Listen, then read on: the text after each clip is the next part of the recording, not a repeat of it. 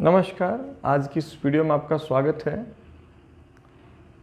पिछली कुछ वीडियोस में मैंने राहु पर्वत के बारे में और राहु रेखाओं के बारे में कुछ जानकारी दी थी, जो बार बार कमेंट्स में लोग बोल रहे हैं कि वो उतनी पर्याप्त नहीं है और उसके बारे में थोड़ा विस्तार से बताऊं।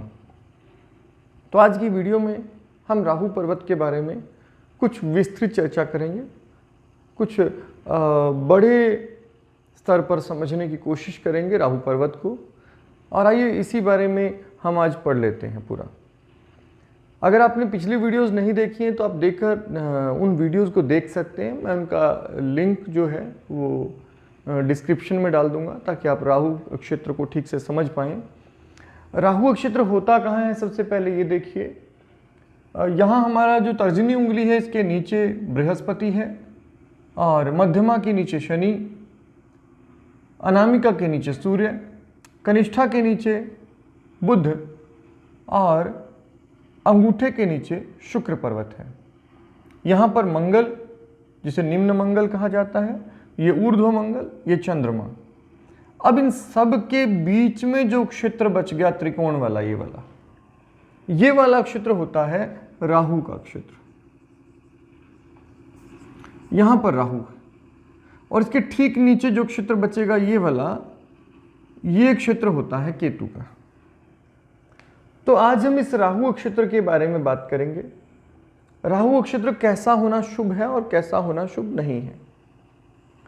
आपको ध्यान दीजिएगा, राहु का क्षेत्र जो है ये आमतौर पर बहुत ऊंचाई लिए नहीं होता है, और अगर ये बहुत ऊंचाई लिए हो तो शुभ भी नहीं माना जाता।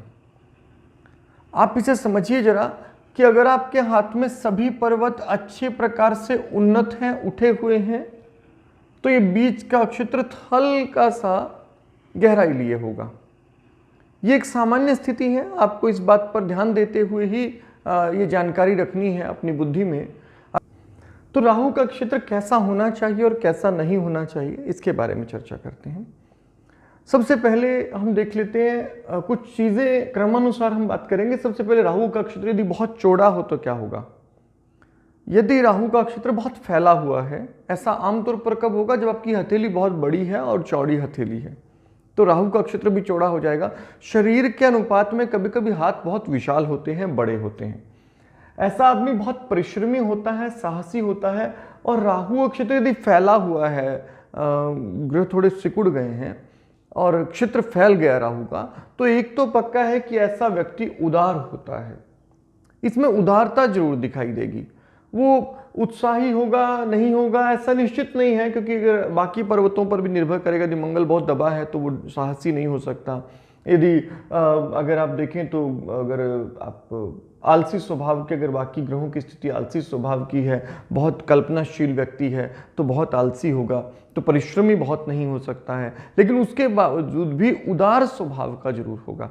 राहु की चौड़ाई, राहु का फैलना देने के गुण को बढ़ा देता है, तो उदारता आ जाती है उसमें। दूसरों के प्रति थोड़ा उदार भाव रखता है, देने की इच्छा ज्यादा हो जाती है।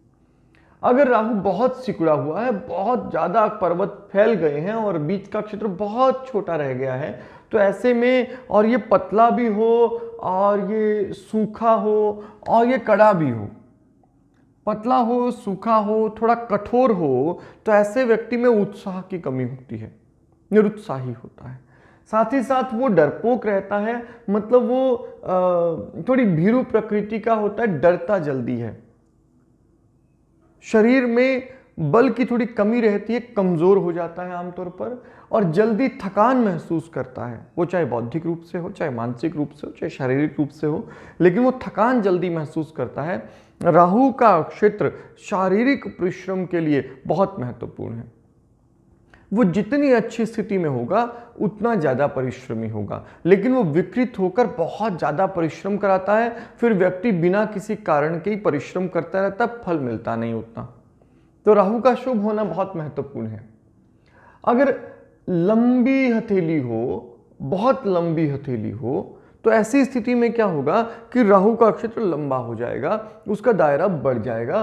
और अगर वो कोमल भी है हथेली, तो ऐसा व्यक्ति अगर राहु का नक्षत्र में लंबाई ज़्यादा हो जाए, चौड़ाई थोड़ी कम हो जाए, लंबाई ज़्यादा हो जाए, तो थोड़ा सा आलसी होगा और कल्पनाशीलता बढ़ जाती है। जैसे ही हथेली थोड़ी लंबी होती है कल्पनाशीलता बढ़ जाती है। लेकिन ये भी कमाल की बात है कि जो लंबी हथेली वाले लोग हैं वो ज़्यादा आमतौर पर मेहनती देखे जाते हैं और वो सफल बहुत देखे जाते हैं।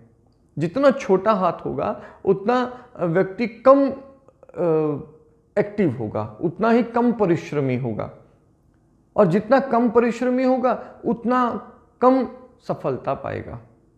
तो एक्टिव बहुत रहते हैं जिनके हाथ लंबे होते हैं, ऐसा आप आमतौर पर देखेंगे। अब राहु का नक्षत्र यदि गोल गड्ढे के समान हो, अब ऐसा होगा कब, इसके बारे में विचार करते हैं।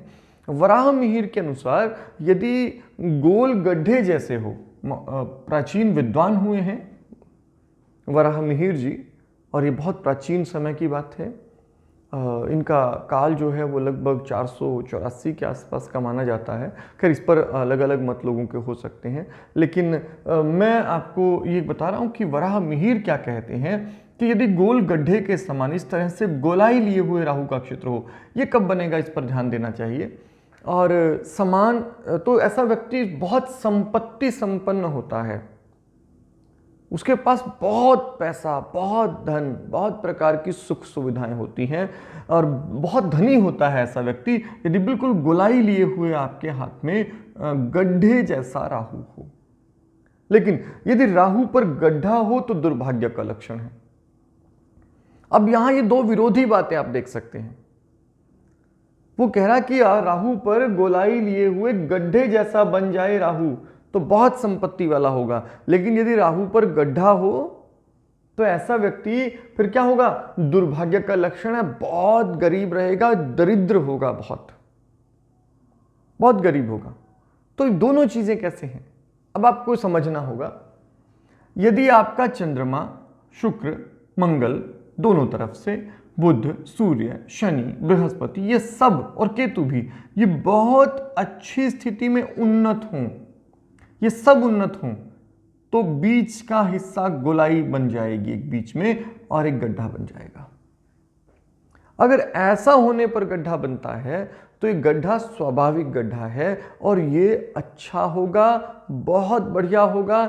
ऐसा व्यक्ति धनी होगा, संपत्ति वाला होगा और खूब संपन्न होगा। मतलब एक तरह से सफलता जबरदस्त मिलेगी इस व्यक्ति को, क्योंकि सभी पर्वत अपनी अच्छी स्थिति में है, उन्नत हैं, और राहु जो है अपनी एक अच्छी स्थिति में हो गया है, उसकी वजह से सबकी ओर राहु को धन एकत्रित करने में फल हो रहा है। ऐसे व्यक्ति के लिए कहा गया है कि जब आप हथेली पर पानी रखते हैं और पानी हथेली में टिके तो ऐसा व्यक्ति को बहुत धनी होता है। लेकिन यदि हथेली में गड्ढा हो और गड्ढा बन जाए पर्वतों के नीचे होने से, उबड़ खाबड़ होने से, या बिल्कुल राहु दबा हुआ हो जाए बहुत ज्यादा, तो ऐसा व्यक्ति फिर दरिद्र हो जाएगा। पर्वतों के उठने से गड्ढा नहीं बन रहा, राहु के दबने से गड्ढा बन रहा है। यदि ऐसा हो गया है तो ऐसा व्यक्ति दरिद्र होगा। ऐसे व्यक्ति के पास पैसे टिकते ही नहीं है, उल्टा हो जाएगा एकदम से। दोनों ही बातों में, हथेली में पानी तो दोनों हिस्सों में टिकेगा, लेकिन यदि सब पर्वत उठ जाए और फिर हथेली में पानी स्थिर रहे तो ऐसा व्यक्ति धनी होता है। अब यदि राहु उन्नत हो, पानी तल जो आपका है, ये जो हथेली का तल है, ये बहुत उठा हो, तो ऐसा व्यक्ति उदार होता है, दान धर्म में बहुत रुचि होती है, दान देने में बहुत रुचि रखता है, उदार होता है। देना कहाँ है वो अलग अलग स्थिति पर निर्भर करेगा, क्योंकि अगर बाकी पर्वतों में दोष हो तो गलत या सही जगह दे सकता है, लेकिन देने में ऐसा व्यक्ति थोड़ा सा संकोच नहीं करता है जल्दी देने के। अगर हथेली में ये जो राहु का क्षेत्र है ये उबड़ खाबड़ हो, उठा हुआ नहीं है, दबा हुआ नहीं है, उबड़ खाबड़ है, कहीं से ऊंचा है, कहीं से नीचा है, तो ऐसा व्यक्ति के लिए, धन के लिए ये चीज़ अच्छी नहीं होती है। कभी धन आएगा, कभी चला जाएगा। ऐसे व्यक्ति का धन निकल जाता है मोस्ट ऑफ द टाइम। जितना वो पैसा कमाता है उतना ही वो व्यय कर देता है, उतना ही वो खर्च हो जाता है, भाग जाता है, संभाल नहीं पाता पैसे को। ये बहुत दिक्कत रहती है एक तो। और एक वराह मिहिर जी तो ऐसा भी कहते हैं कि ऐसा व्यक्ति क्रूर स्वभाव का होता है, थोड़ा कठोर होता है ऐसा व्यक्ति।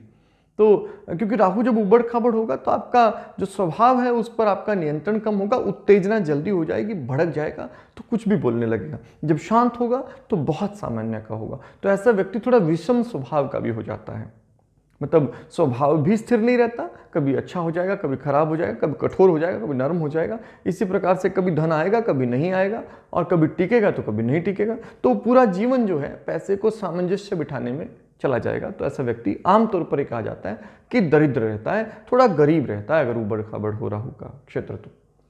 अच्छा, नसें दिखें राहु के पर्वत पर, अगर आपको राहु के क्षेत्र में नसें दिखाई दें तो ये बहुत शुभ माना जाता है। लेकिन यदि राहु का क्षेत्र में आपको घना मांस हो,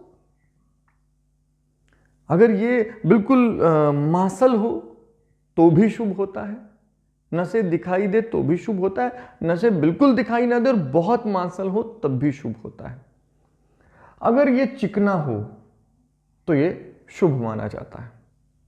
अगर राहु के क्षेत्र में गड्ढा बन जाए और ये गड्ढा पर्वतों के कारण ना बना हो तो फिर आप समझिए ये दुर्भाग्य का सूचक है। ऐसे व्यक्ति के अब आपको गड्ढे की जगह देखनी है। यदि ये गड्ढा मंगल की ओर जा रहा है, शुक्र की ओर जा रहा है, तो पारिवारिक लोगों से संबंध बहुत अच्छे नहीं रहते, उनके साथ दिक्कत होती है, उनके सुख की कमी आ जाती है। यदि गड्ढा ऊपर की ओर जा रहा है, शनि की ओर, तो धन की कमी करता है और रोग अधिक हो जाते हैं। यदि ये आपके सूर्य और मंगल की ओर जा रहा है, सूर्य की ओर जा रहा है गड्ढा, तो यहाँ अपमान ज़्यादा होता है, सम्मान कम मिलता है। साथ ही साथ राजनीतिक लोग जो होते हैं या ऊंचे पद पर बैठे हुए लोग जो होते हैं, उनसे संबंध कम, प्रताड़ना ज़्यादा मिलती है। यदि ये झुक जाए चंद्रमा की ओर तो ये मानसिक विकार पैदा करता है, ये रोग तो बढ़ाएगा ही, साथ साथ मानसिक विकार भी पैदा करेगा। यदि गड्ढा मंगल की ओर फैल जाए तो या तो ऐसा व्यक्ति बहुत भीरू डरपोक हो जाएगा या इतना ज़्यादा साहसी हो जाएगा कि वो एक साहस पर नियंत्रण ही नहीं रख पाएगा और वो क्रूर कर्मों में संलिप्त हो जाएगा। तो ये सारी समस्याएं हैं। यदि राहु आपका गड्ढा बन गया है और ये गड्ढा खिसक रहा है साइडों की ओर, गोलाई लिए हुए एग्जैक्ट गड्ढा नहीं है, वो फैला हुआ है, विस्तृत है और एक तरफ खिसक गया है या फिर सब तरफ से फैल गया है, तो ये बुरा होता है, निश्चित रूप से दुर्भाग्य का सूचक होता है। अधिक भारी, बहुत भारी हो, मोटा हो और कोमल भी हो और बेढंगे आकार का हो, आपको देखकर हाथ में जो राहु है वो बिल्कुल अजीब सा लगे, अच्छा नहीं है, मोटा है, थुलथुला सा है, तो ऐसा व्यक्ति का अपने स्वभाव पर नियंत्रण नहीं होता, इंद्रिय लोलुप होता है, विषयों में विषय वासना बहुत ज़्यादा होती है, कभी इसमें रुचि कभी उसमें रुचि, यहाँ भाग वहाँ भाग, यहाँ से कमा लो वहाँ से कमा लो, इस तरह से वो भटकता रहता है। और इसीलिए चांसेस ज़्यादा होते हैं कि ऐसे व्यक्ति को व्यसनी हो जाए, लत लग जाए, किसी ड्रग एडिक्ट हो जाए, उसके चांसेस बहुत हो जाते हैं, क्योंकि स्वभाव पर अपना नियंत्रण नहीं है। इंद्रियां किसी भी ओर भाग रही हैं, कभी खाने की ओर भाग रहा है तो कभी स्त्री की ओर भाग रहा है, तो कभी किसी ओर भाग रहा है, कभी किसी ओर भाग रहा है। ऐसा व्यक्ति ज़्यादा मटीरियलिस्टिक भी होता है। आप समझिए कि राहु जो है वो भौतिक सुख का कारक है। तो आज की वीडियो में इतना ही। अगली वीडियो में मैं थोड़ा और विस्तार से इस पर चर्चा करने की कोशिश करूंगा। तब तक आपका दिन शुभ हो। धन्यवाद।